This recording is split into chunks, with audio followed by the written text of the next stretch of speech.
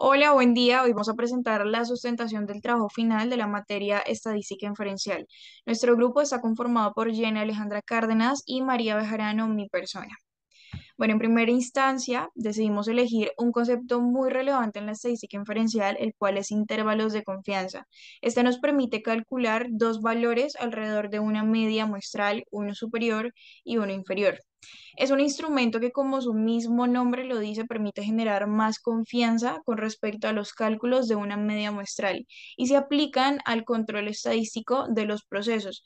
Permiten valorar también la equivalencia entre dos variables y como base para calcular la probabilidad que un resultado supere o alcance determinada magnitud, probabilidad conocida como nivel de confianza. Y a pesar de que no nos da una estimación puntual del parámetro poblacional, sí sirve para hacer una idea aproximada del cual podría ser su verdadero valor. De hecho, saber cuál es el verdadero poblacional suele ser muy complicado. Por ejemplo, en una población de 3 millones de personas nos planteamos una pregunta. ¿Podríamos saber los ingresos totales por hogar de esa población? Al inicio sí, simplemente tendríamos que hacer una encuesta entre todos los hogares y calcular la media. No obstante, seguir ese proceso sería muy complejo. Ante este tipo de situaciones se hace más factible seleccionar una muestra estadística, por ejemplo, 300 personas, y sobre dicha muestra calcular la media. Sin embargo, seguiríamos sin saber el verdadero valor poblacional, pero podríamos suponer que este se va a situar cerca del valor muestral. A esa medida le sumamos el margen de error y tenemos un valor del intervalo de confianza. Y por otro lado, le restamos a la media ese margen de error y tendremos otro valor. Y en este caso serían los dos valores que estarán en la media poblacional, que se utilizan los intervalos de confianza en distintas áreas, como por ejemplo en la medicina, donde se utilizan dichos intervalos en las investigaciones clínicas a un grupo determinado de individuos, generalmente en pacientes. El interés de dicho estudio radica habitualmente en la generalización de los resultados, es decir, no se están tan interesados en lo que ocurre con los individuos particulares que participan en estas investigaciones, como en predecir lo que puede ocurrir con el futuro de otros individuos similares. Por ejemplo, en la pandemia, se realizaron varios estudios a una cantidad determinada de personas con COVID para poder entender a fondo con qué nos estábamos enfrentando y cuál era su posible solución. Otro gran ejemplo también de su aplicación es en el marketing digital. Son muy utilizados para segmentar a una cantidad masiva de individuos.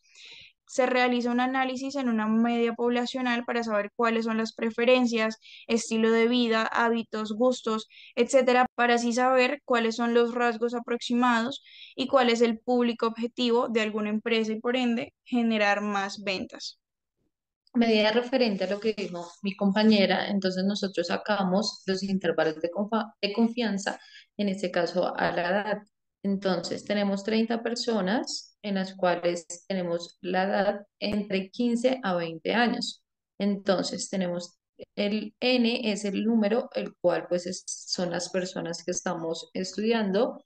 El promedio son la edad que tienen de las 30 personas que tienen 20 años, que este pues como tal lo sacamos referente al N, que es el número, y seleccionando pues para sacar el promedio. La desviación estándar, en esta oportunidad nosotros como la manejamos con el número de las personas que se encuentran y pues el promedio que se realizó. Entonces quiere decir que la desviación o pues las personas que no tienen esta edad son 2,6. Manejamos el alfa como acá nos lo sacamos con el 90%, ¿sí? Del intervalo, entonces el alfa como tal es 0,10 porque no es el 95, sino es el 90%. El intervalo de confianza que en este caso nos brindó pues la tabla de las edades es del 83%. El límite inferior y superior, el límite inferior lo sacamos obviamente de el intervalo de confianza y del promedio pues, de la solicitud, que el límite inferior es restándolo, entonces queda 19,20. Y el límite superior es realizando el promedio con el intervalo, pero sumándolo para que nos brinde 20,86%. que sería la edad promedio, básicamente el mismo, o sea, el límite superior con el promedio es lo mismo, que sería la edad de 20 años, que es lo que nos restaría. Ahora, ¿cómo podemos aplicar los intervalos de confianza en nuestra área, que es administración de empresas?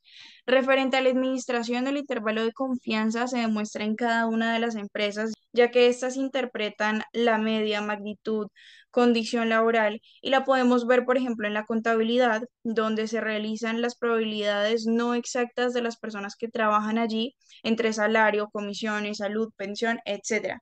Lo podemos observar también en grandes empresas donde no se puede calcular con exactitud cuántas personas trabajan, ya que se manejan diversidad de contratos, socios, logísticas, personas que prestan el servicio, entre otros. En conclusión, los intervalos de confianza nos brindan mayor seguridad a la hora de aplicar la administración en las empresas, ya que tenemos como objetivo planificar, direccionar y tener control en la compañía a través de las desviaciones exactas nos permiten dirigir de una manera adecuada y tener siempre presente nuestro margen de error.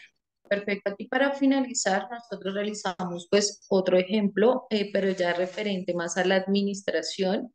Lo hicimos nuevamente en este caso con empresas en las cuales ya manejamos pues cantidad de empleados más alta, de 40 empleados, y pues el sueldo que en este caso pues manejan los empleados. Entonces nosotros realizamos acá igual la gráfica, valida en este caso el porcentaje de los empleados pues que manejan a rango pues a grosso modo el salario como tal de 7 millones de pesos, que es como el porcentaje o el intervalo que actualmente nos maneja. Entonces tenemos el 40% el 40 de las personas, que es en el número. El promedio del salario que estas personas estarían pues ganando es de 7.357.500 pesos, que es el promedio de todas las personas.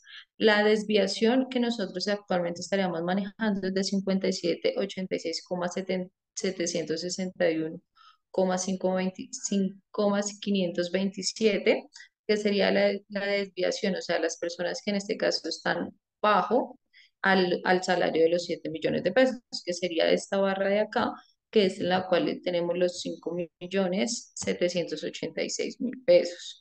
El alfa que actualmente nosotros estamos manejando, como estamos sacando la desviación del 95%, el alfa es 0,5, que ya lo manejamos al 95%, no en el anterior ejemplo que era del 90%. El intervalo de confianza que actualmente manejamos es de 617,136%, que sería el intervalo de confianza, el cual estaría asemejado en esta otra barra, en esta no, porque esta es como la inferior, en esta barra que está acá, que es como el intervalo de confianza que estaríamos manejando de los 6 millones de pesos. Bueno, más o menos el promedio del sueldo. El límite inferior lo mismo, entonces es el promedio menos, en este caso, el intervalo de confianza de 6.740.000 pesos, que están bajo el promedio pues, del sueldo normal, que son de 7 millones. Y el límite superior pues está en 7.900.000 pesos, que ya sería esta barra que llegaría aproximadamente a 8 millones de pesos.